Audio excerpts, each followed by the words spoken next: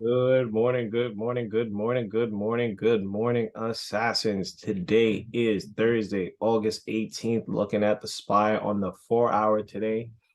Just looking at this descending wedge that the SPY has been basically rejecting, and this ascending step and staircase pattern that the SPY has been holding above. So we have some key areas to watch out for. So definitely want to watch to see what's going to overall happen, especially after yesterday FOMC, where, to be honest, if we jump back over towards, let's say, the 15-minute, you can see that yesterday we got the news. Right before the news, we started rallying.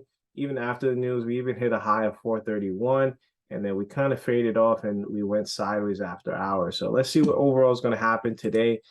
We are right below that 1 year, right below that 1 year SMA. So this is a very crucial time in the overall SPY, right? So we definitely want to watch to see what's going to overall happen moving forward. And these are basically two estimates, or basically what's going to overall happen today.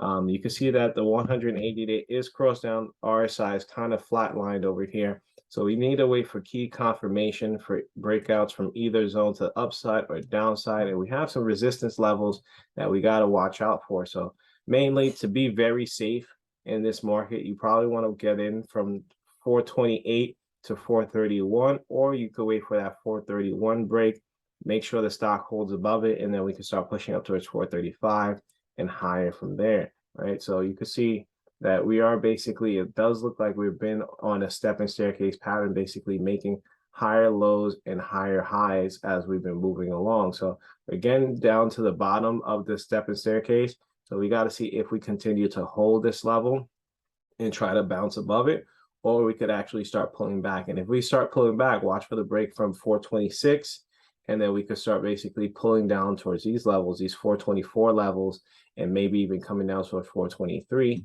Overall, the RSI on the 20 days getting a little bit more on the overbought side, but we did get a fresh 20-day crossover this morning. So let's see if this holds up and it pushes into divergence, and then we get a nice bullish day and maybe even break this high over here at that 431. So very key level.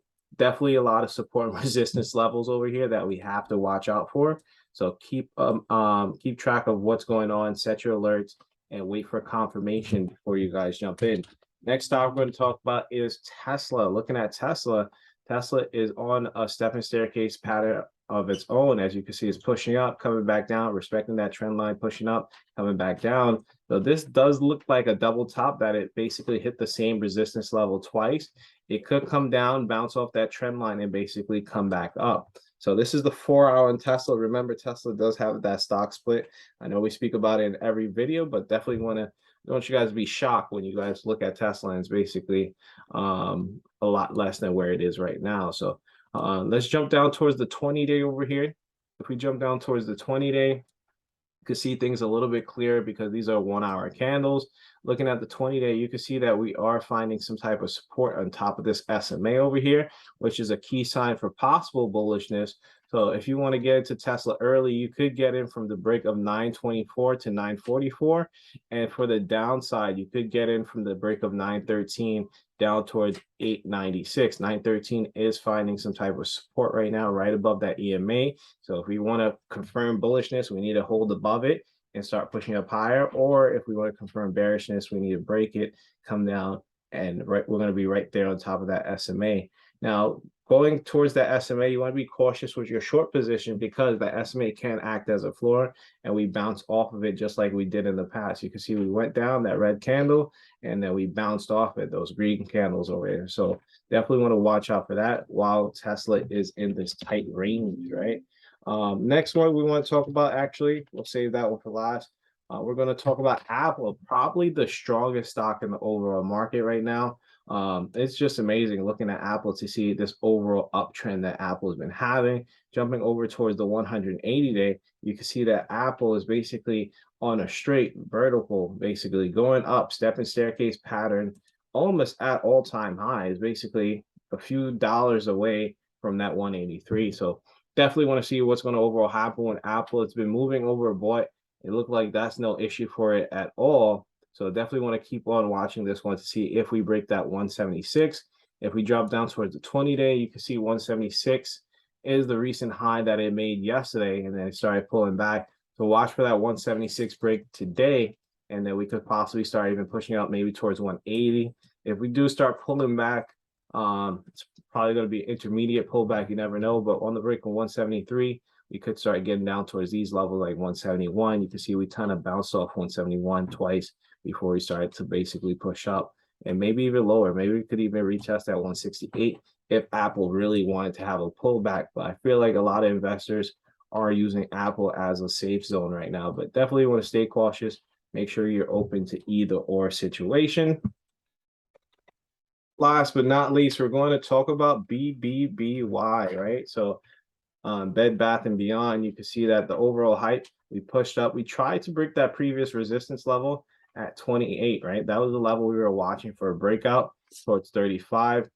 There's some news that Ryan Cohen basically is exiting out his shares in this overall company, and that basically led into an overall pullback. So I said one level of basically of resistance or support that we need to break is going to be that break of 21. And you can see we're trying to hold below 21, and that's key. If we hold below 21, we can see some bearishness, and you can see we made this nice support. We're building a nice support. These are 4-hour candles, so these are, no matter how big or small, they're 4-hour candles. So we've made some type of support over here at 18. So definitely want to watch to see if we break 18, then we can start sinking down towards 15.